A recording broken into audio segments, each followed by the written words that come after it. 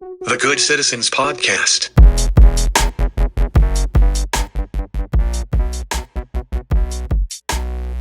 All right, welcome back. We are here once again, the Good Citizens Podcast. We are back at it once again. Welcome back to everybody that's listening, watching, subscribing, liking. We appreciate y'all. Happy to have you back with us. We're going to get right into it. Introductions. We're going to go right here with my man Esquire. Hit us. How you been? I'm good. Happy to be here. Appreciate that. You already know, holding down the courtroom. Doc, how we doing holding down the ER? I'm good. Welcome back, everybody. Okay. And, of course, my man D.O.L.O holding down the streets. How we doing? Look at him, West Side. Can't complain, man. I'm blessed. Glad to be back. Upside down L.A. Glad to see y'all. Been looking forward to it. How are you, though? That's the question. I don't know, man. Your applause go longer than everybody else's. Why wouldn't they? I told y'all. And the coach here again, holding down the courts. Happy to be back. Yes, sir. Hey, thank you. I appreciate it. I see you. Making a point, huh? I see you. But yeah, man, like how y'all been? Let's catch up a little bit. What's been going on in everybody's lives? It's been a little bit. You know, basketball's over, baseball's over, Titletown, LA. See it? You Titletown. But Lawyers. Give it up for the West Side. But yeah, what y'all been up to? How's everybody? I mean, I've been good. I mean, like you said, I don't think we recorded since the Dodgers won, actually. I think the last time we recorded, the Dodgers were still playing in the World Series. So, like you said, Titletown was crazy. LA was super lit. One time for the Dodgers. Clap it up for them. Bringing it home. Fireworks were going crazy. Oh, yeah. Fireworks still going off. LA is still out here celebrating. So, it's been nice. But other than that, I mean, I took my first actual quarantine trip. I mean, I went to a wedding in DC a couple weeks back, but I went to just lay on the beach and have fun, which was kind of cool. Where'd you go? I was in Orlando, which okay. there's no beaches there, but it was a nice resort, pool resort. Snuck out there, huh? I snuck out there. Didn't say much, but I'm back now. Your permission slip, you didn't get signed. Nah, I didn't tell anybody. Yeah, Nobody. Be careful what you say here. Went. Right. Run that by the Good Citizens next time. What about y'all? Blessed. I'm still here. It's been a challenging 2 weeks, but like I said, that's why I've been glad to get back to my therapy, which is this podcast, kicking it with y'all. We love you too. Esquire? I'm good. I've been, working. Had some good results lately, actually. Oh, yeah, that's right. Yeah. Getting some people home. Got somebody home. That's right. The other day. For that, yeah. Always. Police violated my client's rights last week, and during the middle of the hearing, it was going so well for me. The DA dismissed it without waiting for the judge. So I love it. Hey. I was gonna give him an applause, but hey. Jackie Lacey's out of here. She out of here. I know you have to go. Got her all the way up out of here. Got an early Christmas present. It's an early Christmas present. I'm feeling good. And we gonna hold Gascon to the fire to make sure he do what he says. So has she's been making your job a lot harder over the past few years?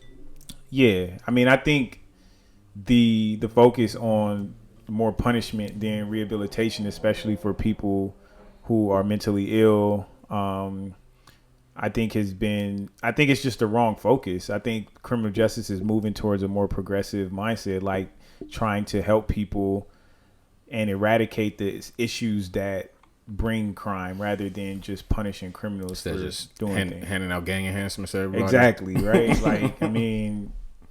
And gang enhancements that are disproportionately geared towards black and brown people for sure. A group of white people do a crime and there's no gang enhancement, but anytime black and brown people get together, it's gang enhancements. It's gotta be gang related. Anytime, I know firsthand. So, I'm looking forward to a new future in LA. Measure J also passed, so that was going to 10% of the budget is now going to be geared towards rehabilitative efforts, re-entry programs, and things like that. So less punishment, more like more help, actual rehabilitation to make Right. the world, the county safer. So I'm excited. I'm looking forward to it. LA is making some pretty great moves. Yeah, absolutely. You mentioned some of the propositions or whatever. I was actually surprised the affirmative action one. It was pretty, I guess it was pretty obvious. Failed? Yeah, it didn't pass, and it was pretty obvious, pretty heavily weighted towards opposition. I don't know. Were y'all surprised about that at all? Surprised that it failed? Yeah. Not really. Yeah. Me personally. Well, I guess I thought we were more progressive than that, especially here, like in California. But clearly, I think a lot of people have a misunderstanding of what affirmative action is. Very true. Very true. And a lot of people look at it as just a handout because you're a certain race or whatever. But I mean, all it was saying was race is one factor that they can consider now of many in, making decisions about employment and schooling and whatever. And I mean, it's just, that's a long conversation that we can get into, but I think people just don't really understand what it is. So I was kind of disappointed to see it fail, but I understand why. I think you're completely right in that there is this misconception in what affirmative action really is. And just to be clear, like a lot of people who are against affirmative action, they think it is putting people who are not qualified in positions that would otherwise take from people who should be there and are qualified. And that's not what affirmative action is. Affirmative action is, like he said, considering race and putting people who are qualified of, these other more diverse populations in positions that they are qualified for. It is not taking someone who is unqualified and putting them in a position that they're not capable of handling. That's not what it is. So in that regard, affirmative action is something I've always been a proponent of because I do feel it's one way to equal the playing field.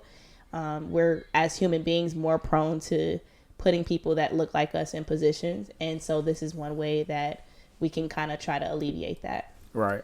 Yeah, I think affirmative action is confused by people a lot in the same way that white privilege is confused by people.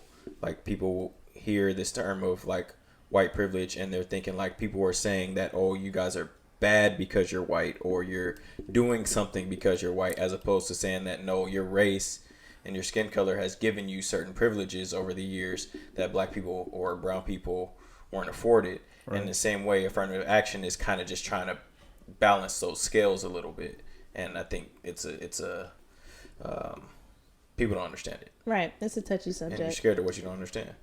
And some people do understand it, and they just say, I don't want to give black people to, Well, for some people, there's no, racism doesn't exist anymore. So those are usually the same people who feel that affirmative action is not necessary. Right.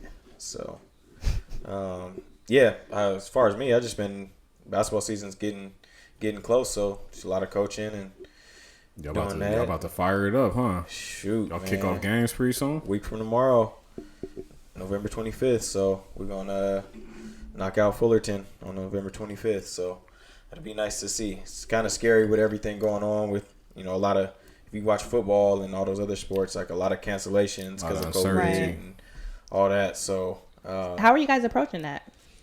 The NCAA changed the rules so you can play as few as 13 games and as many as 25 games and still qualify for the NCAA tournament. So basically, you have 4 games that you can't play because of COVID. They're just going to go off a winning percentage, and the rankings and stuff have to kind of just take that into account and try to figure out who's as good, who's better, who whatever. So, but it's going to happen to everybody because, in football you got 80 people. Basketball, you got 15. So if somebody gets it, you're shut down for 14 days, based on contact tracing and everything. And even if we play somebody and somebody from that team gets it, we're shut down for a certain amount of days because we could have we could get it. So it's going to happen to everybody. There's a lot of schools that are already canceling their openers and stuff. So we'll see. We're just going to do the best we can. Our one word is perspective. So that's our team word this year is perspective. So just having the right perspective on whatever's happening. You can't control it. All you can control is how you look at it and how hard you play and how much you get better that day. So, but yeah. And then getting into some current topics and things that are kind of going on. I saw one of the goats of rap got arrested. Is he a goat? He's definitely a goat. Yeah, he's definitely a goat. Lil Wayne. Lil Wayne got arrested. I know we mad at him right now, but he's definitely a goat. I mean, the man, he's going crazy. Too much scissor and everything else, but I mean, he's definitely a goat of rap. Got arrested trying to, what was it, trying to bring a gun on the plane? He's trying to take his gold-plated pistol on his PJ. Why can't he? Okay. It's just him on there. I mean, who's he trying to protect himself from? He need to have somebody in that ops. city. Oh, I guess. Have somebody in the city to give him a gun when he lands, maybe. But I don't know. But so what? I mean, from a legal perspective, can he beat that? It's hard to say because I don't know all the facts, but the timing of the charge is very interesting to me. I agree. Yeah, especially given his photo opportunity with the incumbent president at the time that he took it. And but again, the charge, the incident happened in December of 2019. Mm-hmm. So why did it take so long for them to charge him? That's why now? It's very difficult to say. 10 months later. Yeah, it's hard to say because, I mean, typically for felonies, statute of limitations can be years. So, and sometimes for murder, it can be unlimited. So you can bring, murders 20 years later. Sometimes, the prosecutors need to do more investigations and talk to more witnesses and things like that. Sometimes the lawyers could be trying to work something out before the stuff goes public, which that's what I tend to believe happened here. It takes that long? It can. I mean, it can. Like, I've gotten cases that have been like a year old. Okay. That have, for various reasons, maybe a year and a half old or something. It's not. No, I know people have gone through similar situations. They maybe get arrested for something, but they don't actually get charged and all that for like you said, up to like maybe a year or however long later. So I was just like, why now? It's such a weird time. Like E said though, it kind of puts his photo op with the president in perspective for sure. He better call his boy up. I think in the group chat when it first came out or whatever, I personally thought it was maybe to erase some tax debt. Maybe he was going to do him a little tax favor. But yeah, I mean, obviously he's trying to beat this federal gun charge. He's not trying to sit down for 10 years.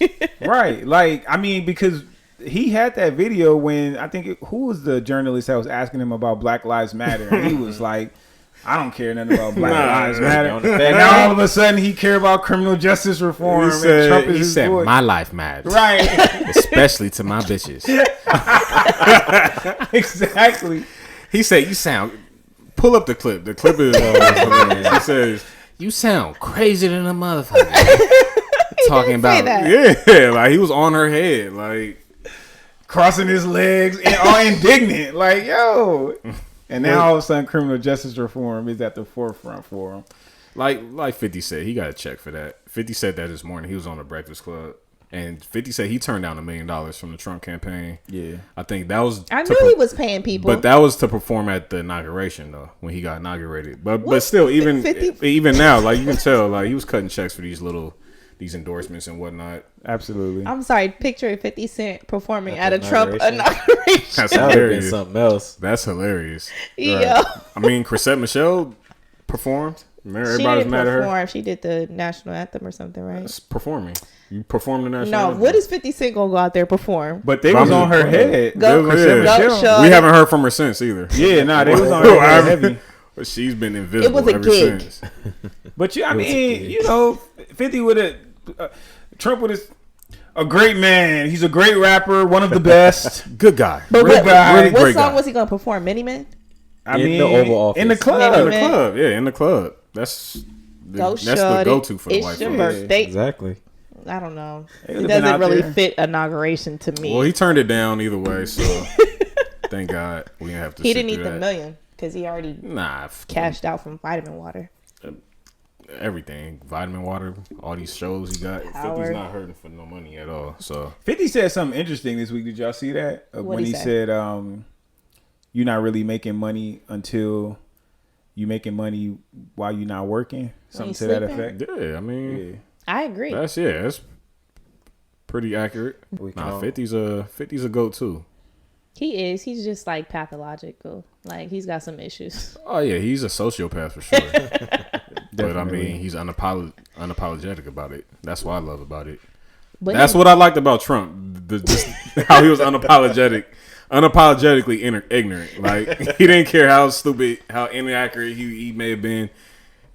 He was going to say he was going to say it, which is cool when you're in the entertainment. Yeah, exactly. But when you run in the country, when you are running the entire country, that's ridiculous. The executive branch. Right. I tell you what, this Netflix show that Trump's about to have when he get out of office, it's gonna be lit. Boy, this reality show about to be something else. Crazy. That's something official or nah? But I promise it's coming. He's got something coming for sure. It's gonna come.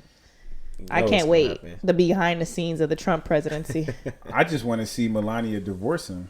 Oh yeah, that's coming too. They said if she divorces him and writes a book, her speaking fees like go up like 100%. Oh, she's doing that for sure. Yeah, that play's already in motion. That's a business move. Have you seen how many times she slapped his hand away? Like when he tried to hold it. Like I've seen that on multiple occasions. She wanted no parts. She didn't sign up to be the first lady. She didn't even move into the White House, right? Didn't she stay in New York? She stayed in New York. Yeah. Did she the whole 4 years? She stayed in New York. I think her and the son. Melania had a 4-year countdown clock on her phone going. She was on her way out the door.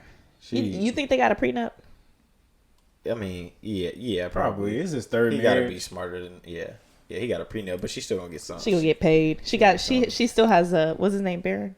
Yeah, she'll get something. I mean, she's good though. Yeah, like she's the former first lady now. She'll be good for the rest of her life. She'll get up there and have Michelle Obama write a speech for her. I was gonna say as long as she doesn't try to use any of Michelle Obama's speeches anymore. She good. Who set her up for failure with that one? That was messed up. So you ever seen a girl go on a girls trip and post anything but another girl the whole time? Tangent. We just don't worry about it. Never mind. Wait. Let's unpack that. It's a left turn, but let's get into it. We don't have to. Crystal look like she didn't want to get into that. What? So a girl goes on a girl's trip. I didn't know where that came from. And there's never another girl in sight. Any picture she posts on the whole. How do you know it's a girls trip? Did she say that or say that? No, yeah. Me and my girls are going out of town, and there's no girls. Yeah, every picture is her in the mirror or a view. That's not a girls trip. That's not a girls trip. It's not a girls trip. It's sponsored, ain't it? Definitely sponsored. It may not have been sponsored, or it may have been like a group or like couples type trip. 100% sponsored. Can you guys, for the audience, when you say sponsored, what do you mean? The nigga coughed up some bread. She got flowed out. By a young gentleman. She got flowed out in a pandemic. Right. Here we go. Flued out for the weekend.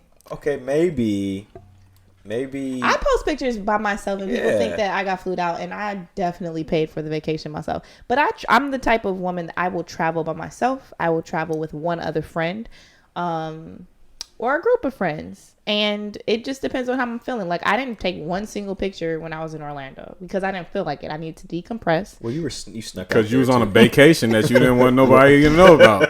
That's why we've already established that you snuck Doc, you set yourself up for that one. Okay, all right. What? I went to Hawaii a year ago, and I went by myself, and that was not. Who'd you meet out there though? I didn't meet people. I didn't fly. I didn't meet anyone. She traveled there. on her own. I traveled by myself. I rented a car by myself. I drove around Hawaii by myself, but I made friends out there for sure. Was there anyone that came to the island that you knew that did not live there? So you met people. You didn't meet up with people. I met people that were literally living in Hawaii. Okay. In Oahu. I did not meet anyone there. Fair enough. Yeah. Well, there's exceptions to your rule, Wavy. That's all I'm saying. Okay, D.O.L.O? I was just asking a question. There's no rule. I'm just asking. Okay. Maybe she has. How are there no other girls on this girls trip?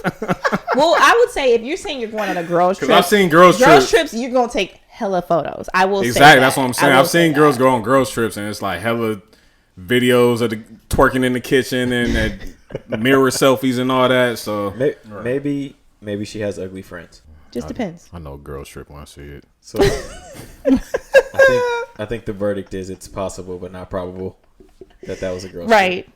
It's possible but not probable. That's a very good summary. All right. Something else we got to talk about that we we pretty much always get into a little bit of sports, and NBA season ended, but it's a quick turnaround. So new NBA season's coming December 22nd. Everything's announced. We're good to go. Free agency just started, and the trades have been going already. So it's a lot going on. It's a lot of disgruntled superstars. It's people trying to get out. The Lakers have acquired some people. Let's get into it. First off, Lakers trade got Dennis Schroeder. I think it's a good trade. We got rid of Danny Green. Great trade. Any trade that gets rid of Danny Green is a great trade. They could have traded him for The disrespect, bro. a pack of Y'all disrespectful. No, pack he of was making firecrackers. $15 million. Schroeder is too. to throw up bricks. Yeah, and Schroeder averaged 18 and 5 last year. Nah, and he was a legit 6 man of the year candidate, so he deserved Danny it. Green got And he could $15 shoot. million last year to throw up bricks. Bruh. You think he gets bought out in Oklahoma City? You don't think about the fact that he played defense that wasn't valuable? What defense did he play? I'm just playing devil's advocate. He like maybe 1 or 2 plays. He came up clutch on a few, and he did hit that game winner early in the season against who was it, the Mavericks. I was gonna I say, think it wasn't Mavericks. y'all Okay. remember how hype we was for the first game? He played good. He had like 25 against the Clippers. He was our leading scorer, wasn't he, or something like that? He was balling. I want to say I forgot all about that. he had like a 30 ball. We was sitting in this little That was a room. year ago though, so Yeah, it was a while ago. literally a year ago. But nah, the Schroeder move is a good move, I feel. I mean, he's exactly what we need. We need a playmaker. We need somebody who can handle the ball Somebody for Bron. dark skin. one less. All right, we not gonna get into what team you're on. One but less yellow nigga on the team. Thank Colorism. God. That's colorism. What else do the Lakers need to do to solidify their spot as the favorites for next year? We still gotta get rid of Kuzma though, so that's one big that's one big trade chip that we got. We do Because they definitely not gonna pay him. there was some They're not gonna pay him. some what he's feedback gonna be trying to get. that people were still high on Kuzma, but I was like, I don't see how. We got to. We got to trade him now. Why his stock is still somewhat high? He had a good first 2 years though. He needs. That to, was like a peak. He needs to start. He peaked early. He needs to start. He he's needs coming more off. He's minutes. coming off our bench. He's not going to come in and be his best self. He's a coming rhythm off guy. Yeah, He needs minutes. exactly. He needs touches. He's a rhythm like Bi.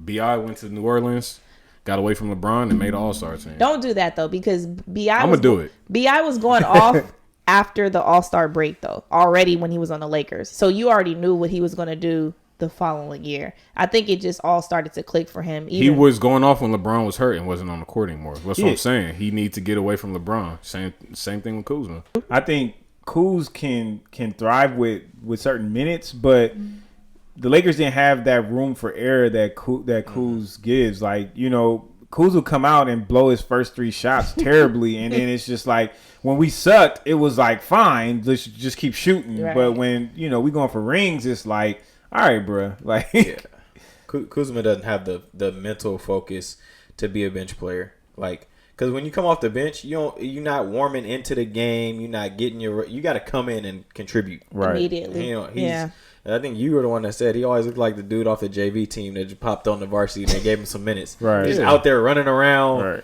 blowing Excited, layups just and stuff. excited. Like, all What for are you it. going to try to get for Kuzma, Coach? You get probably like a guy that's really good at one thing. You get a knockdown shooter. You maybe get like another late rotation guy or a draft pick. You know, like with Lakers draft picks, they're just going to use them as assets to get something else. But Right. somebody would give us something for them. All right, so we took care of the Lakers. We know what they're going to do. They're going to be ready for the next season, ready to defend this title.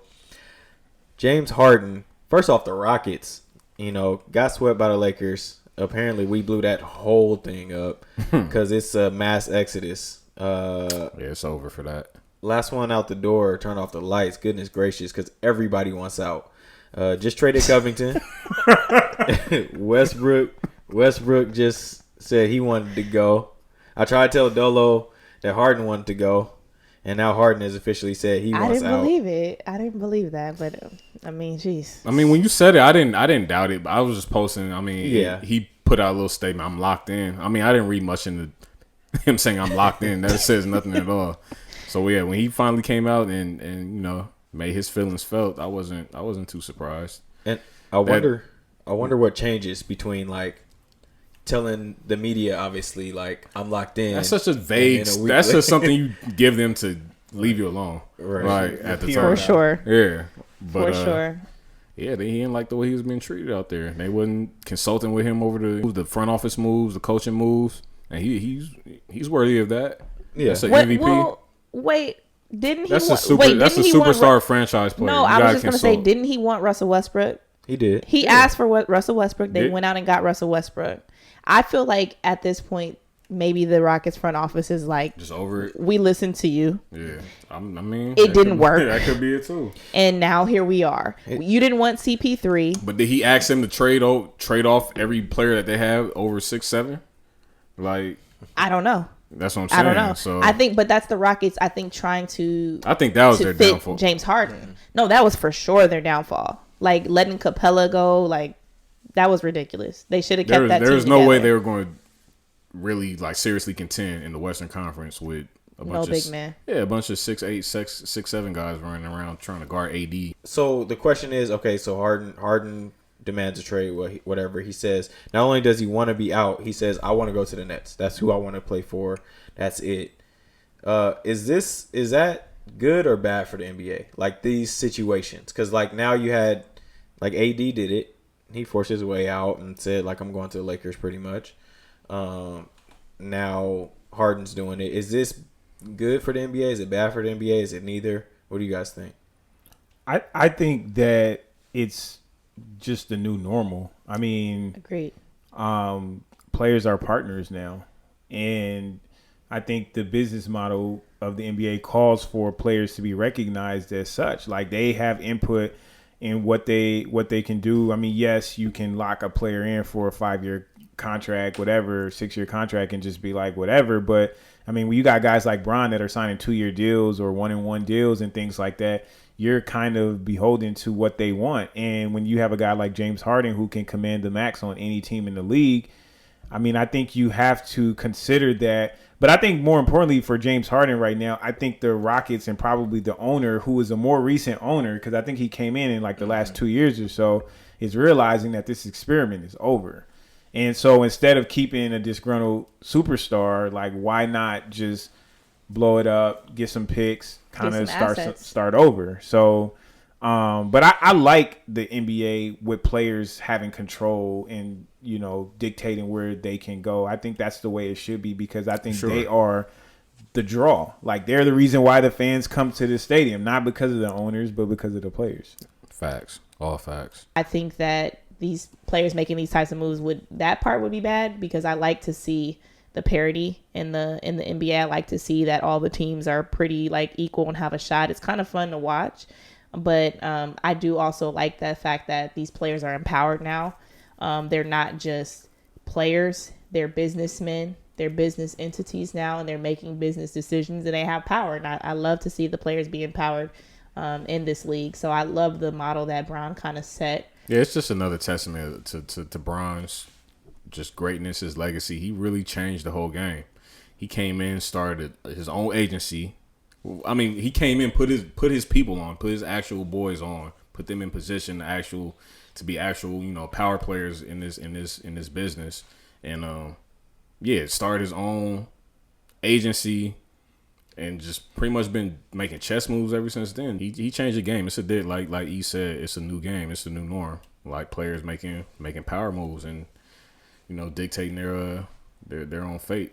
But Harden going to the Nets, like, do we feel like that's reality? That's practical. Yeah. I think, but the players need to realize it is a business too. So it's like, okay, James, I know you want to go to Brooklyn, but me as the Rockets owner, you're gonna go wherever. Yeah, he's not AD in this for position. Us as the team. You're not AD. No. If he had like maybe 1 year left on his contract, he could maybe force his way to wherever he wanted to go. But yeah, the Rockets are winning in this position honestly because they can go any team and just get whatever they want for James Harden. They don't have to trade him to Brooklyn at all. I think the other thing that's interesting, and so we all agree that we don't think that Nets team would work. No. Definitely not the first year. And, I mean, they're kind of getting older, so I don't even know if next year, once they get a year under their Kyrie's too much of a head case for that to work. You think he's the problem? Yeah, he's consistently shown he's a problem. He won a ring. He won a ring with Bron, and then the next year was sick of him and won it out. Like, because he didn't get the shine he wanted. It's toxic. Then he went to Boston, had more chemistry issues. Like, went to Boston to and be they a star. did just as well without him. Yeah, with a bunch of unselfish guys. And he kind of had that Kobe mentality. Like, the reasons why he wanted out of Cleveland were very similar to why Kobe wanted to leave Shaq. Yeah, he didn't want the big brother, but he wasn't Kobe. I mean, Kobe was like, I mean, that part of it. I mean, Kobe could carry a team by himself, like, no questions asked. Kyrie's amazing and phenomenal, but I don't know if I can say Kyrie he can't carry this team like that. Nah. He showed it already. Right? He had his opportunity exactly. before Bron came back to Cleveland. And he can't even stay healthy. Right. And he's been in the league for 10 years now. So, I mean, you kind of are what you are at that point. But I think one of the really interesting things is with this whole situation with players forcing trades out and things like that now is I think the owners really underestimated the players and how they were going to, and really LeBron started this, but how they're going to start to have power in the league. Because what the owners did in the last CBA was say, like, okay, we don't want these 7-year deals because we're getting screwed over with these big deals. Let's make them smaller. And the players eventually got smart and was like, okay, we're going to assign these 2+1s or 2+2s and really take control of the league. So what's going to be interesting is the players have figured that out. But I think the more that players do this and force their control and their power, the next CBA, they're probably going to have to give up something because the owner's going to be like, all right, well, we're not down for that anymore. So it's just this balancing act of like owners versus players going against who's going to have the power. But right now, I mean, I always like to side with the players because they can trade you whenever they want. Exactly. Whenever you give your heart and soul and your left hip like Isaiah Thomas, and they still get rid of you. Exactly. So push come to shove, I'm gonna side with the players. They just got to make sure that they're being smart about it, and But Lakers in 6. Yes, sir. Always. Doc, I thought you said something interesting, back when we were talking about Trump and his foolishness, and we talked about Melania. You asked, do we think that she has a prenup? I think she probably does. I think everybody else probably kind of agrees that there's probably a prenup there, but I think that's an interesting topic. Like, in that situation, when you're her and you're married to somebody that famous and everything, like, he's obviously going to try to protecting his assets. Yeah, everything he has. So I'm sure that was kind of forced. But how do you guys feel about prenups in like a normal person's relationship? Like, Doc, you're getting married, you're in love, he proposed, the ring is great, you guys are getting ready to walk down the aisle, and he says, okay, we should get a prenup. I want you to sign this. What are you thinking? What are your thoughts there? So I'm not opposed to prenups personally, but that's because I feel like I have my own. Yeah, I was gonna say she's a unique case. Don't say I'm unique. I don't mean like that, but I'm not opposed to it for that reason. No, so I mean, but hey, and you may be the one in a situation where you want the prenup, right? It might give me peace of mind. So I look at it this way: once we are married, we are a unit. Okay, what's mine is yours, and what's yours is mine. So at that point, I feel like our assets are shared.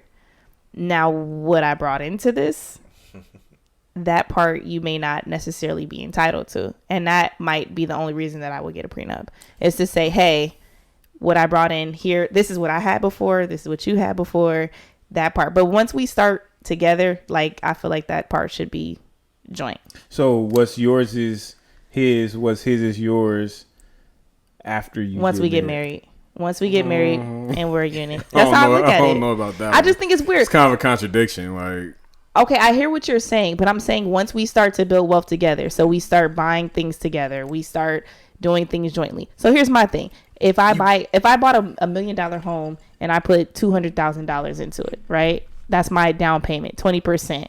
And then we get married. That's ours. So when we get divorced, you get the $500,000 that the house, you know what I'm saying? That the house is worth $1 million. You get the $500,000 even though you didn't put anything into it. Yeah. Okay. All right. Dolo, what do you think about prenups? I think they're necessary in some cases. I mean, they're definitely necessary in a lot of cases. I mean, you look at what Dr. Dre is going through right now. Like she wants what? 20,000 for email. But her thing is she said she helped build the company or whatever. Yeah, they say that. Like, yeah, right. Your husband gonna say I helped build the house. Yeah, exactly. Yeah. I'm gonna be in there documenting everything. I laid these floors. Well, wait. I know what's yours is his and what's his. You can't. Right. No separations. It is. I'm not talking about that. I'm saying if I help build the company, I'm about to get all my receipts. Yeah, if she has receipts to say that, I mean, that she actually helped build the company and whatnot, I think Dre is smarter than that, though. He did he? But he didn't have a prenup though, so. He did. He did. And they got I thought they said it was no prenup. I thought that was the whole thing. It was like, ooh. No, I thought the case was that there was a prenup and she was trying to say that. Oh, she's trying to get more. She's trying to say that he ripped it up in front of her.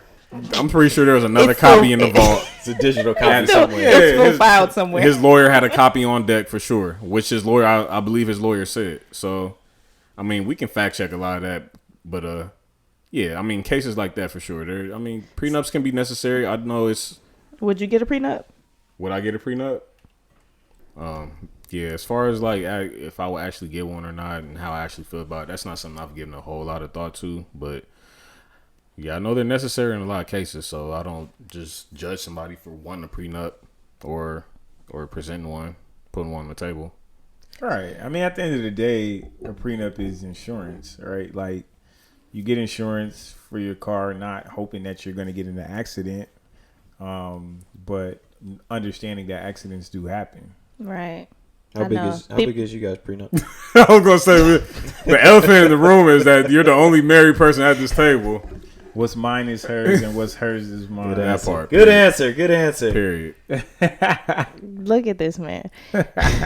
No, but some people, that's their argument is that, you know, if you get a prenup, you're pretty much setting yourself up for failure or you're preparing for when you fail, which I don't think is the case. Like, I don't assume that I'm going to get in a car accident, right? I mean, if it happened, it happened. But yeah. I drive every day with the assumption that I'm going to make it to my destination, but I still have insurance just in case. And I think that the prenup again can provide people sometimes with just that peace of mind to know that you're both in it for the right reasons. And it's sad that you have to think about it that way, like money. But I don't know. I've seen divorce, you know, and right. It turns people into different characters. Like you Definitely. Think you know somebody and you know all their traits and you've seen them at their worst and their best, but you've only seen them at their worst and their best when you guys are a unit and together, but not when you guys are preparing to separate indefinitely, right? So does a prenup only protect what you had going into the marriage? Or are there different prenups that protect I think it's different all things? How you work it out, you just write it how you want to. Yeah. So you could sign a prenup that says if we get divorced, you don't get half. I mean, I think there are parameters within states regarding how property is looked at. Like, I mean, you can't. Like, I imagine that there's some protective parameters, but for the most part, you're free to kind of define what your agreements are going to be, and even post-nuptial agreements too. Like after you get married, some people may want to enter into agreements. Those are available as well. So, like my thing is like retirement funds, right? Like I've seen it where people then get like during the process of divorce, then go after retirement funds. So that's what I'm saying. Like you could think someone would never do this to you, right? And you're like, bruh, that's legit money that my place of employment matched from contributions, and you're not entitled to that. Right, but you can make the argument that, you know, building a home together allowed you the freedom to work and build that retirement pension, so I should have some entitlement to it. It's like, you know, Drake, she wasn't with me shooting in the gym, and Kobe was like, I mean, she was raising our kids. So, I mean, there's value to that, you know. And that should be considered as well. Obviously, it depends on the roles that you take in your relationship. But I think the majority of households now, I'm not going to say majority, but many households now, you have two incomes, basically. You have both husband and wife providing income. And in that case, I think it's a little bit different. I think a lot of rules and the way that we look at marriage traditionally is based on the fact that women did not used to work. And a lot of it was based on the husband providing after. That's why things like spousal support even exist, is because men would, once divorce was like a thing, it was like, I'm gonna just divorce her, and she's just pretty much asked out because she never worked before, and now I'm on to my next wife, but I left my first wife out to pretty much drown. Like, that's why spousal support exists. But now it's like people take advantage of those things. And I think with prenups too, it's like, now that we both kind of have income, I think, you know, we both need to kind of protect those assets. So there's clauses in prenups, right, to where if you guys are divorcing over infidelity, that you get nothing. That voids it, right? Yeah, I think you can define that within, you know. So again, it's all in the terms that you work out. Yeah. I'll be cool with something like that. That's it's like playing a game. Like, if you cheat on me, yeah, you definitely get nothing. You get. But if we get divorced just because like we grew apart, or what if you just cheat? Not in love no more? Black men don't cheat. What are you talking about? I would never. Yeah, I don't know. I don't think I would get a prenup just because like I've never been like a plan B type of person. And that for me, as I think about it in real time, I'm like, if I have to even consider a prenup going into it, like, do I really need to even be going into this? Yeah, I would. That's how I'd be thinking. Like, but like I said, there's still I can still see how they're necessary sometimes. So I don't want to just, you know, for sure. I mean, all right, look at this. Look, so you are a multimillionaire. Mm-hmm. You meet this woman. She has not a cent to her name, but she's amazing, right? Amazing. She's amazing. Like her personality. How can she be amazing if she doesn't have a sense to her name? No. I mean, I could think of how somebody could be amazing with no sense to them. Maybe she has a few sense to her name, but she's your, you know, the epitome physically of everything that you want. Okay. Personality, everything that you want, right? She blends. She's your complement in every way. She just doesn't have money, right? She's like, babe, you're a multimillionaire. I'm gonna be your housewife, whatever. You know, you're not worried about that because she has everything else that you want. You still go into that no prenup? Yeah, I mean that's definitely a different situation. Yeah. I honestly, I think with that, it would probably take me a lot longer to marry her. And like I would need to see a lot more of who you are and what you're about for that to actually work. Like for me to, but if I'm what are you trying to see? We already said she's perfect.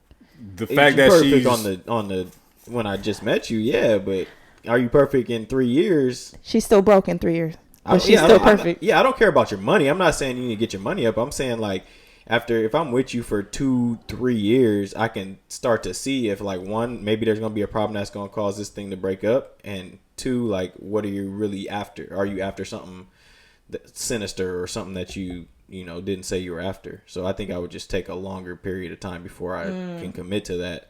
So it's just like an assessment period. Yeah. Okay. If physical attraction, personality is your draw to marriage, you should get a prenup. And you got bread, you should get a prenup.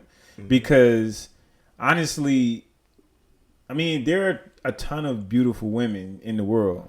Obviously, none more beautiful than my wife, but there are a ton of beautiful women in the world. Like, the purpose of marriage is partnership. Mm-hmm. Is that somebody is bringing something of value to the table that is going to enhance your life, and you're bringing something of value to the table that's going to enhance that person's life, and you guys are building something together that's beautiful. If she's not able to do something like that, or he's not able, whoever it is, then I mean, that's fine. Like, some people may have it all individually. You should protect yourself. And you just want the trophy spouse, the trophy wife, trophy husband, whatever. Protect yourself. That's what I say. No, I'd agree. That's what I say. When you try to find somebody before you get rich and famous. You just don't know once you are. You just don't know. So, are you here for me? Hey, what you really here for? Do what you really love about? Me? Yeah, nah. Back to your scenario. You're somebody with no money to their name. Like, why would you? I don't mean like no money, but like the average American like doesn't have that much in savings, right? If you really want to talk, like they don't have that. There's no assets. What if they got a bust down? I mean, worth $50,000 on it. Do we all know what a bust down is for our audience? D.O.L.O, can you tell us what a bust down is? That's a flooded piece of jewelry, flooded watch, diamonds all over it. Okay. So what if they got $50,000 on their wrist but nothing in savings? I mean, we're gonna have to talk about what we want to do about your priorities at this point. We're gonna have to talk about that first and foremost before we start talking about marriage. Does getting a prenup mean you don't trust your spouse? No. It means, like he said, it's insurance. Same way we get homeowners insurance. We get. I was just making insurance. a point to somebody. No. I think it also depends on, like, it, you know, again, going back to that scenario, if this person is broke, like, what are they doing, like, when you met them? You know, like, there's a difference between broke and sitting on my butt and trying to find somebody that's going to pay for me, and broke because I got $100,000 of school debt and I'm working at Starbucks 40 hours a week and trying to make these ends meet. You know what I mean? Like, there's differences in that. So where did we meet? What are you doing? Well, I have questions broke about is broke is subjective too, because broke is different to everybody. Questions like what? He said $100,000 of school debt and working at Starbucks. The two don't go together. You know, I mean, they might be, you know. I mean, I know people with master's degrees who I have been unemployed for sure. years, I mean, trying to figure shit out. So it can happen for sure. Yeah, and if you study something and now you're trying to switch careers, but you still need to make ends for meet, sure. Like, you may find yourself in a 9-to-5 that has nothing to do with your education. That's very true. Not that there's anything wrong working at Starbucks. There's nothing wrong with at it. all. First Get that out jobs. there. This elitist over here. Starbucks, if you want to sponsor us, Thumbing her nose at the essential workers. Risking it all for us. Man. Is coffee essential? To a lot of people, not to me. Not for me. Yeah. We started using that title very broadly. Essential workers. No, facts. Anyways, I digress. So you would get a prenup? Yes or no? Yeah. 3, 2, 1. I would. 3, 2. I'm not opposed to it. I Doesn't don't matter. have a prenup. Doesn't matter. You're married. 3, 2, 1. Would I get one? Yes. I'd consider it. If I make the money and she has nothing, I'm all for it. If she's making money and I have nothing, then I'm against it. If you marry D.O.L.O, be ready to sign the prenup. Have the pen ready. Unless you got the bag, then you don't need one. If you marry Doc, we'll see. But she's gonna document everything, so just know. If I'm there shooting with you in the gym, I'm gonna make sure everybody knows. Pay me. Ray J's a goat. He low key is. He's a goat. Bro. He has some goat moments. I mean, Kim Kardashian, Whitney Houston. Fabulous, and the Fabulous moment was a historical moment when he called in the Breakfast Club. So I got some booty goons out. Break that nigga in his booty. He stole that car on Moesha.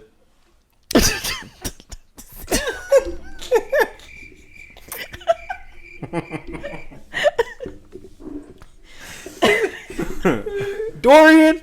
All right, so 2020 election is over. Everybody cast their votes. I think they're still counting.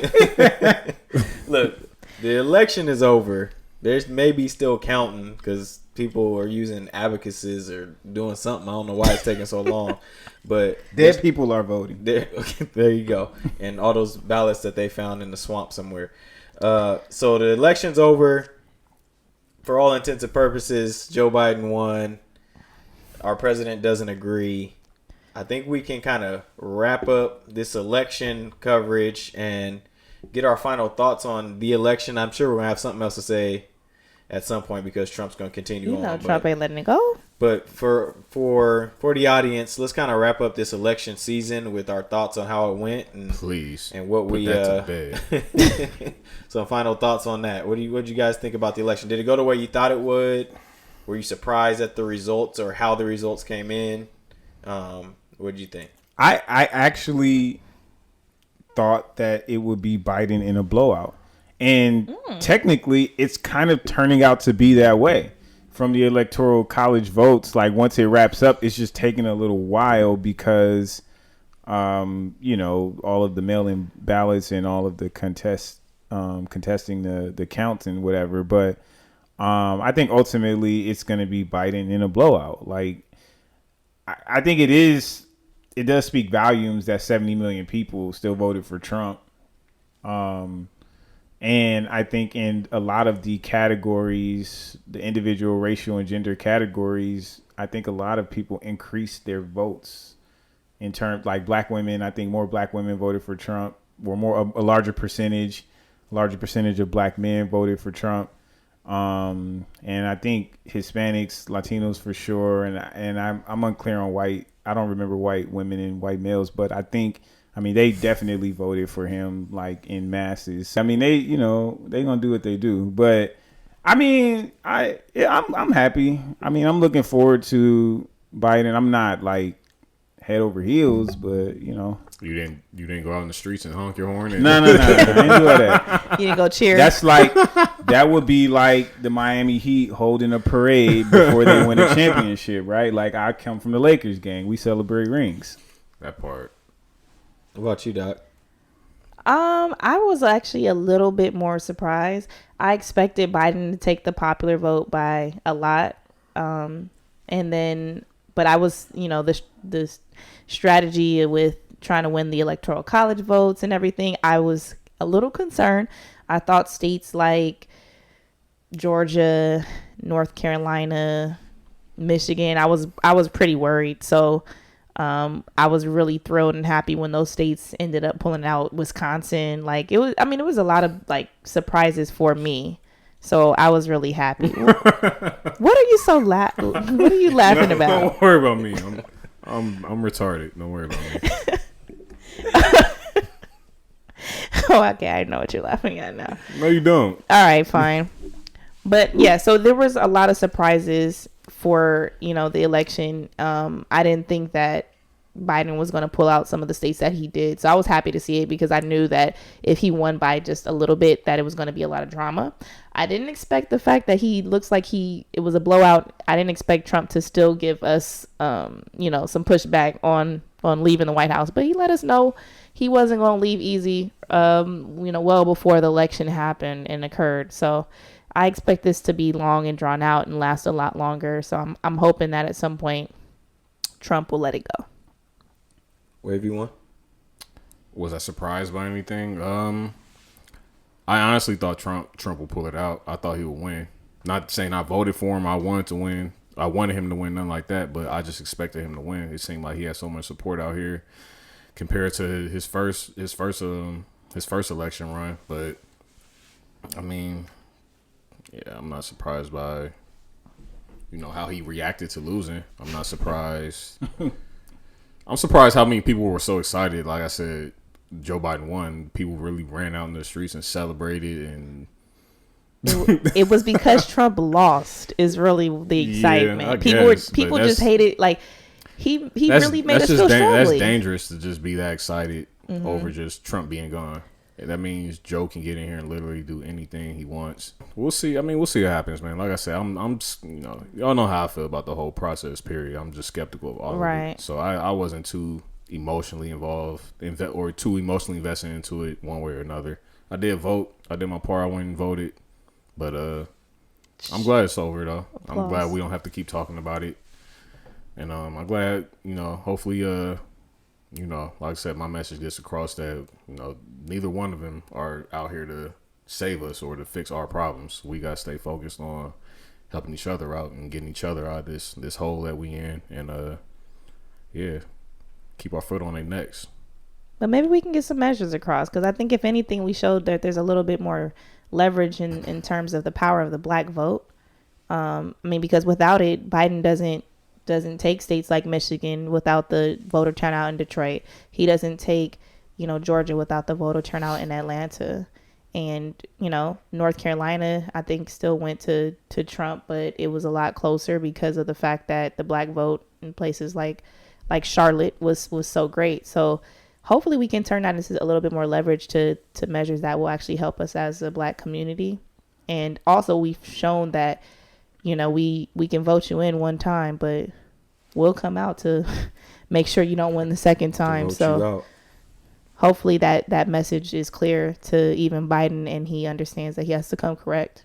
This is a real litmus test, I think, this Biden, because we've seen Trump and have rejected Trump in large ways, like among us as black people, just said, look, that's a bar that's just way too low that we don't want to stoop to.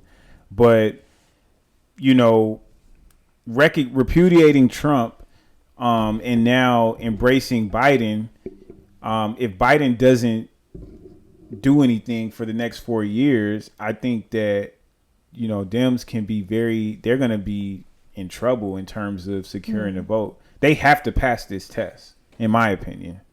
It'll definitely be interesting to see, but hey, more people voted in this election than have ever voted in an election before. That's always something good to see. Obviously, we have more people, but it's good to see that people turned out and participated. And kind of like D.O.L.O said, I thought the closer it got to the election that Trump was going to win, and I'm glad that he didn't.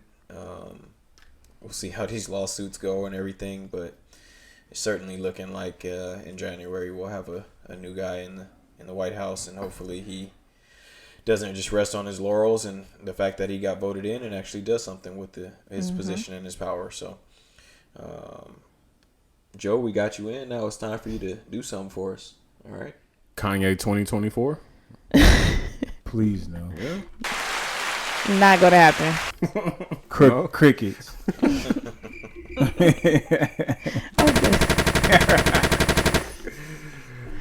So yeah, election season is over. We got a new president coming in soon, and one going out. So you know, it's a new day for our country. Hopefully, it's a brighter and better day. All right, it's time for the good citizens to tell you some good things to watch, listen to, read, whatever it is they've been doing, whatever they've been streaming on. It's time for citizen suggestions. We are going to start right here to my right with my man D.O.L.O. What you got for us? Something good? Recently I've been listening to a lot of Baby Keem and Larry June. I know I put E on the Larry June. Larry June slap. I don't know if y'all familiar with Baby Keem. He's actually Kendrick Lamar's cousin, which I didn't know when I first started listening to him. So that's not why I started listening to him. He's just genuinely dope to me. He's really he has a wide range. He's real versatile. It's a fun, easy listen, and yeah, I like it. I like the little dude style. But what have I been watching? I haven't really been watching nothing too crazy. There's not a lot on right now. I'm waiting for Tariq to get back in these streets, get back out here with the packs. It's coming back December 6th. It's Power. Okay. Yeah. Get familiar. Didn't he tell us we were only allowed one? Yeah, but you broke barriers last episode. So are we only allowed I'm one? lit. Nah. She You changed the game. Since I'm up, I'll go. Go for it. So I've been reading a couple books about money because you know I like that. But yeah, give me the $. So I'm reading Money Master the Game by Tony Robbins right now. It's a good like introductory book, I feel, in terms of people, you know, that are focusing on getting their finances up. So if you're trying to learn about this financial game and how to equal the playing field, Money Master the Game by Tony Robbins. I like Tony Robbins. That's a great book. There you go. That's a double citizen suggestion right there. Yeah, I've read it before. I'm trying to read it again. That's right. There you go. What about you, Esquire? I have been watching Billions. You've been trying to tell us about it too. Yo, that What is show that is on? good. It's on Showtime. Okay. All right. I got something to get Is into. there a new season going on right now, or you just been? It's catching mid. up? It's like it's in the middle of season 5. I guess they had their mid-season finale, and I think we're waiting for new episodes to drop. But basically, it's about this guy Bobby Axelrod, who's the head of like a hedge fund investment group or whatever on Wall Street, and about the ruthlessness that is Wall Street, essentially, with the prosecutor who's got him in his sights and wants to prosecute him and bring him down. But if you're into like stock market trading, Wall Street stuff, it's good. It's very well written. I definitely encourage, check it out if you want. But yeah, Billions is what I've been streaming. I started Queen's Gambit. How you feel about Queen's Gambit so far? People keep saying I need to watch it, but I'm a I started watching. It. Did you watch it? I did watch it. How did you like it? It's on Netflix, right? Yeah. I actually loved it. I don't know if you played chess or at all, but I really enjoyed watching it. It's interesting. It's a trip. It gives you a little bit of stuff that you wouldn't necessarily expect, but I thought it was a good, entertaining watch. So most of the reviews that I've heard and seen like online, people are like raving about it. Like some people, I saw one person said that it was like the best show they've ever watched. So I started it. I'm still getting into it. Maybe I'll be able to talk about it more. I don't know if it's the best show I've ever watched, but it was a good limited series. It's not. You've watched The Wire, so it's not the best. I was going to say, Sim would argue that The Wire is the best show he's ever watched. Wire is garbage. Tell you that right. Nah, but the Queen's Gambit was good. It was entertaining. I watched it on one of my like random off days after a night shift, and I literally watched the whole thing. Oh yeah. What's up? Okay. Yeah, I'm about to check that out. What about you, Coach? A lot of Cal State Fullerton women's basketball, but that's for for a different reason. I don't recommend you guys streaming that. But Netflix wise, we had the weekend off, so I went on a little binge of 60 Days In.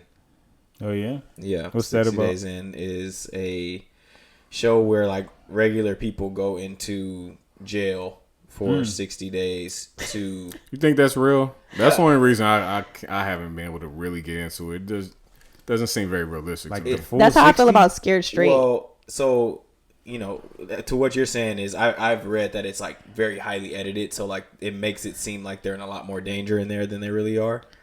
And they get paid.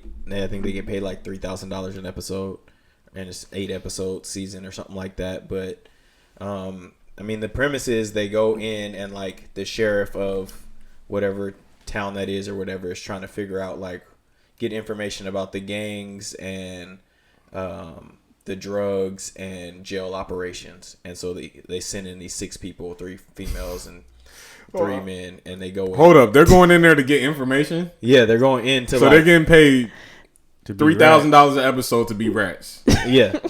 Yeah, and it's like it'll be like random people. So like eyes on this last one. Shots. Walk them down. So like on the last one, it was like a black dude that's a cop from Ohio. He was one of the people that was in, and then like on the other end of the spectrum was this girl who described herself as like this little blonde girl who described herself as a right-wing conservative, and like just random, just so they go in and they're supposed to try to last 60 days and like come out with information to tell the sheriff about, your jail operations suck, or these are the gangs that run it. It's 20 G's is worth the rest of your life as looking over your shoulder. It's not at all, and but it was one of those shows that you're like, this is, why would anybody do this? This is stupid. And then I turned around and I was 8 episodes in, so. That's what I've been watching. It was entertaining. It was entertaining. You always come with a random. That is random. But it was entertaining. It's like season 5 or something like that. But okay. They're 5 seasons in. Yeah, it was. You know what though? It was a trip. Surprise. It was a trip. Like one of the dudes was, he's a chaplain now, but he was an ex-con. He spent 14 years in prison in New York. Mm-hmm. So like he got in like a day. Or like I don't know what the time span is, but like a weekend he was like second in charge running the Hispanics because he like he came from prison and he's going to like some random jail. Like he knew how to get there. Yeah, he knew what to do, maneuver through there, and how to be. Does anyone get seriously harmed? On this one, no. They have like a sign if they feel like they're like in danger of like getting hurt, they can like basically do a sign and say like, get me out of here. And then one of the producers, because the way they play it is like they have cameras all over the jail, so the inmates think like, oh yeah, we're on a reality TV show, but it's just showing jail.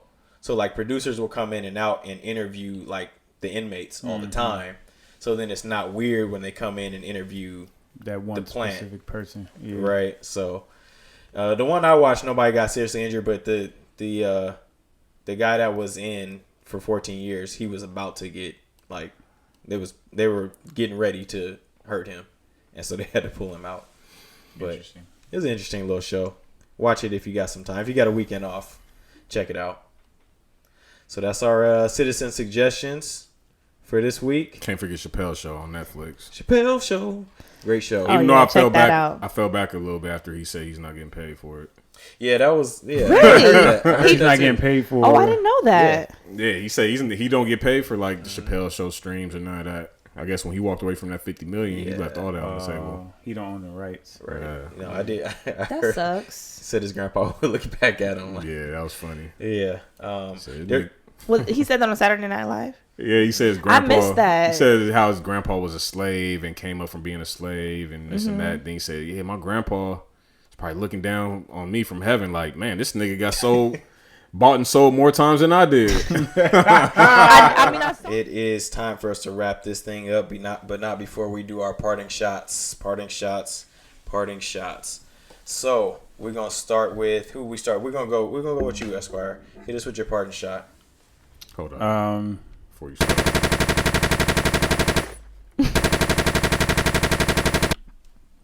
I'm gonna shout out my big bro, George.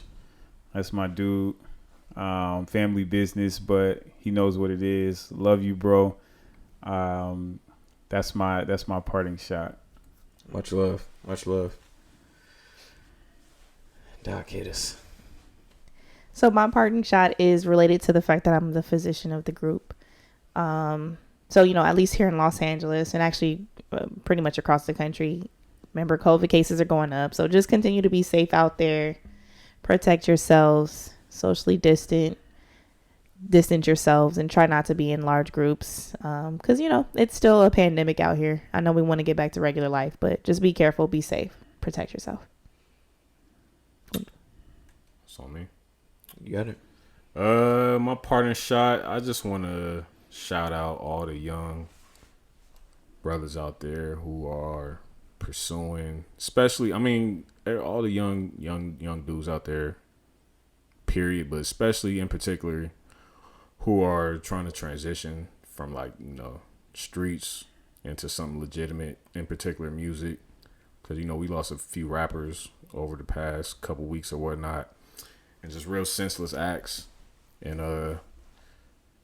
just to everybody, just to move smarter and just think twice, and protect the bag, protect the brand. If you with somebody who's making everything run, that's the one who needs to be protected. I don't know if y'all saw how King Von got killed, how he went out, but he should never, his entourage should never allowed him to be in that position in the first place. He had 5-10 dudes with him, and they should never let him even get his hands dirty in a fight outside of a hookah bar when he's the breadwinner. So yeah, that can go into a whole nother conversation, but yeah, just everybody just move smarter out here, be smart, and think twice. Wise words. For me, at UCLA WBB, follow us on Twitter and Instagram. We got a Facebook page too. Season is coming up. First game next week. We about to get this thing going. Number 9 in the nation. Trying to get to our 5th consecutive Sweet 16. Trying to get to the Elite 8. Trying to get to the Final Four. So anything you guys can do to support us, we're ready to go. We're going to make the city of LA proud. We're trying to put on for the city too, because everybody else been doing it. Lakers been doing it. Dodgers been doing it. It's time for UCLA to do it. Title town, baby. So we're going to try to represent. Season's coming up, so support us. Support women, support sports, all of that. It's good for women and for girls to see people like them. Just like black people want to see people like them doing good things, it's good for young girls to see people like them being able to do good things in sports and be successful as well. So that's my parting shot. Shout out to UCLA women's basketball. Indeed. That's going to wrap it for us. It's been another fun episode. Hope you guys enjoyed it. Great insights from all of you guys. Appreciate it. Appreciate the thoughts and the rawness from you as always.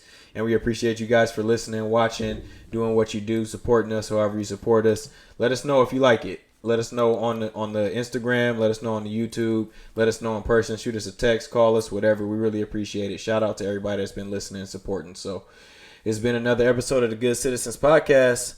It's a wrap. We'll see you next time. Peace. Peace out. The Good Citizens Podcast.